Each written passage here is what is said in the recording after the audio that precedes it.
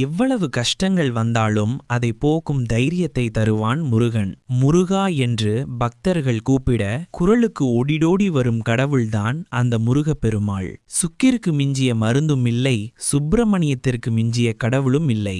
அதனால் உங்கள் வேண்டுதல் என்னவாக இருந்தாலும் எந்த நேரத்தில் அந்த முருகனை அழைத்தாலும் உங்களை காண வந்து விடுவான். உங்களுக்கு முருகன் பிடிக்கும் என்றால் முருக சரணம் என்று கமெண்டில் சொல்லுங்க.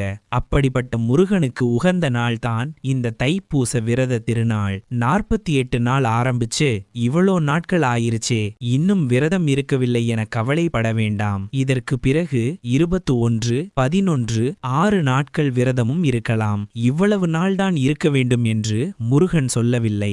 நம்மால் முடிந்தவரை இருக்கலாம். ஊன் உருக, உள்ளம் உருக, உயிர் உருக அந்த மனதில் முருகனை நினைத்து முருகா என்று அழையுங்கள். உடனே வந்து விடுவான் உங்களுக்கு துணை நிற்க. இதற்கு பிறகு விரதம் இருக்க வேண்டும் என நினைப்பார்கள். ஒரு செவ்வாய்க்கிழமையை தேர்வு செய்யுங்கள். அன்றிலிருந்து ஒரு வேளை அல்லது 2 வேளை சுத்தமான சைவ உணவு மட்டும் சாப்பிட்டு விரதம் இருக்கலாம்.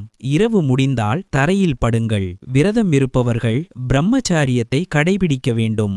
மாலை போட்டுக்கொள்வதுதான் அவர்கள் விருப்பம்தான். பக்கத்து கோவிலில் சென்று மாலை போடலாம். இல்லையென்றால் வீட்டிலே பெரியவர்களிடம் போடலாம். தைப்பூசத்தன்று விரதத்தை முடித்துக் கொள்ளலாம். இது வேண்டும் அது வேண்டும் என அவனிடம் விரதம் இருக்காதீர்கள். நம்மை படைத்த அவனுக்கு தெரியும் நம்மை காப்பதற்கும்.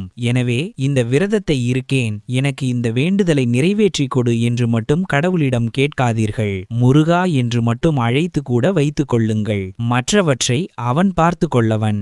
முருகா சரணம். மறக்காம சேனலை சப்ஸ்கிரைப் பண்ணி